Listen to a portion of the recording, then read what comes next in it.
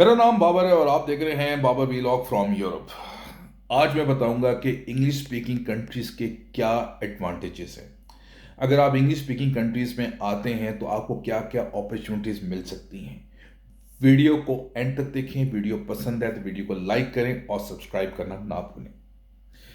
आज मैं बताऊंगा कि जो इंग्लिश स्पीकिंग कंट्रीज़ हैं वहाँ पे आप एक अच्छा फ्यूचर बना सकते हैं। अगर आपने पाकिस्तान से बैचलर की डिग्री की हुई है और आपका रेलिवेंट एक्सपीरियंस है, आप आईटी से रिलेटेड हैं या आप सॉफ्टवेयर इंजीनियर नेटवर्क इंजीनियर हैं, तो आपको पाकिस्तान से बाहर अगर कोई भी अपॉर्चुनिटी मिलती है किसी भी अच्छे मुल्क में, स्पेशली अगर आपको दुबई में, कतर में, यहाँ पे आपको अपॉर्चुनिटी मिलती है, क्योंकि आप मिडिल ईस्ट में आते हैं, वहाँ पे सैलरीज ज़्यादा अच्छी हैं। अगर आप अपनी फील्ड में हैं या बैंकिंग सेक्टर में हैं या फाइनेंस सेक्टर में हैं या अकाउंटिंग सेक्टर में हैं, तो बहुत अच्छा है, आप पैसे अच्छे कमा सकते हैं। बट वहाँ पे भी इंग्लिश बोली जाती है और ऑफ कोर्स हम जब बाहर आते हैं वो रोज़गार के लिए आते हैं, क्योंकि हमें बाहर जब अपने घर अपना मुल्क छोड़ते हैं तो अच्छा रोज़गार या कारोबार या मोस्टली जो हमारे लोग जाते हैं वो नौकरी के लिए आते हैं।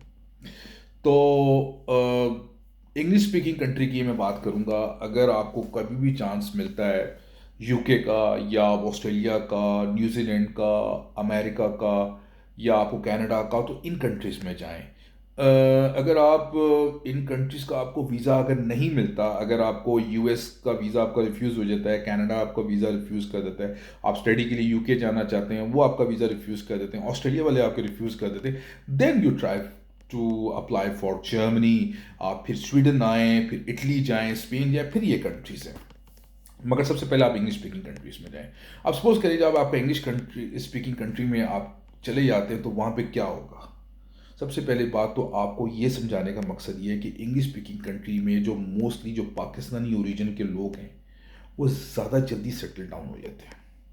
आप मोस्टली अगर अमेरिका में चाहें तो आपको मोस्टली पाकिस्तानी वहाँ पे डॉक्टर्स कम्युनिटी नज़र आएगी, आपको पढ़े लिखे पाकिस्तानी नज़र आएंगे, मोस्टली आपको पाकिस्तानी बिजनेसमैन नज़र आएंगे, कारोबार में नज़र आएंगे। क्यों नज़र आएंगे? इतने वेल सेटल्ड फाइनेंशियली स्ट्रॉन्ग जो पाकिस्तानी आपको यूएस में नज़र आएंगे या आपको यूके में नज़र आएंगे, वो बाकी कंट्रीज़ में क्यों नहीं है? अगर आप यूरोप की कंट्री स्वीडन चले जाएं, डेनमार्क चले जाएं, आप इटली चले जाएं, आपको इतने सेटल्ड डाउन नहीं नज़र आएंगे जितने अमेरिका में। तादाद ही पाकिस्तानियों की बहुत ज़्यादा है।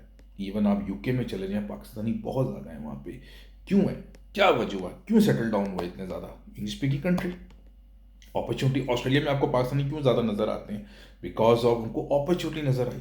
न्यूजीलैंड में आपको पाकिस्तानी नज़र आएंगे, आपको पाकिस्तानी आयरलैंड में नज़र आएंगे। सब इंग्लिश स्पीकिंग कंट्रीज़ हैं, वेल सेटल हैं, वो अच्छी जॉब्स कर रहे हैं, अपनी फील्ड में हैं, डॉक्टर्स हैं, इंजीनियर्स हैं या बिजनेस कर रहे हैं या उनकी शॉप्स हैं, वट एवर जो भी काम कर रहे हैं। तो मैं बताने का मकसद ये है, मेरा बताने का मकसद आपको ये है कि प्रेफर ये करें इंग्लिश स्पीकिंग कंट्री में। आइल्स बहुत मुश्किल है, लोग कहते हैं आइल्स हमसे होता नहीं है, तभी हम जर्मनी, स्वीडन, इटली यहाँ चले जाते हैं। देखें, अगर आप इंग्लिश स्पीकिंग कंट्री में नहीं आएंगे, जैसे मैं जर्मनी की बात करता हूँ, जर्मनी में है लैंग्वेज का प्रॉब्लम। अगर आपको जर्मन लैंग्वेज नहीं आती तो आप यहाँ पे कामयाब नहीं हो सकते। इवन आप आईटी फील्ड में भी जॉब की मैं बात करूं, बहुत अच्छा आपको काम आता हो, फिर जाके आपको जॉब मिल सकती है। सिर्फ इंग्लिश स्पीकर्स की बात करूं, उसमें कंपटीशन बहुत होता है, compete करना पड़ता है आपको। अदरवाइज अगर आपको जर्मन अगर आती है तो Germany is the best. But आपको लैंग्वेज नहीं आती, बात वही है कि आपको जर्मनी में फिर अपॉर्चुनिटीज़ नहीं मिलेगी, आप टाइम ज़ाया करेंगे। आप स्वीडन चले जाएं, स्वीडन में भी यही है कि आप नॉर्वे चले जाएं, आप डेनमार्क चले जाएं, फ्रांस चले जाएं, कहीं चले जाएं, सबसे पहले आपको लैंग्वेज का मसला आएगा, क्योंकि वहाँ पे इंग्लिश बोली नहीं जाती, फर्स्ट लैंग्वेज उनकी नेटिव लैंग्वेज है। अब इंग्लिश स्पीकिंग कंट्री में आप जाते हैं, पहले दिन एक स्टूडेंट आप हैं यूके में, तो आपको काम मिलेगा। आप कहेंगे, आपसे इंग्लिश में बात करेंगे, आपको इंग्लिश आती है, पाकिस्तान से आप इंग्लिश में बात करते थे, आप जो अमेरिका जाएंगे आप यूं इंग्लिश बोलेंगे और इंग्लिश आपकी इतनी अच्छी हो जाएगी 2-3 सालों में लोग कहेंगे यार ये तो बड़ी अच्छी इंग्लिश बोल रहा है। और जब पाकिस्तान में आएंगे और अंग्रेजी में बात करेंगे इंग्लिश में, ओ यार ये तो चौधरी बड़ी चंगी अंग्रेजी बोलता है, ये साढ़े तो अंग्रेजी झाड़ता है। लोगों ने कहना है पढ़ा लिखा बंदा यार केड़ी जबरदस्त एदी अंग्रेजी देखो। ऐसा ही है ना? तो उन कंट्रीज में जाएं, इंग्लिश स्पीकिंग कंट्री में जाएं, मेहनत करें, आइल्स में मेहनत करें, स्ट्रगल करें और सेटल डाउन हो।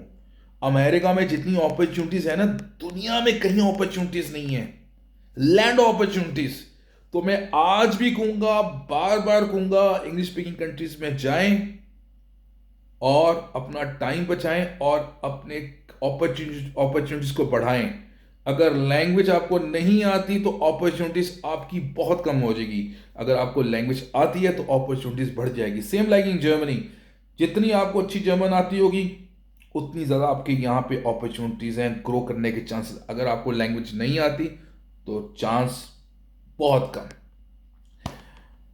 वीडियो को ज़्यादा से लाइक करें, सब्सक्राइब करना ना भूलें। Babar vlog from Europe.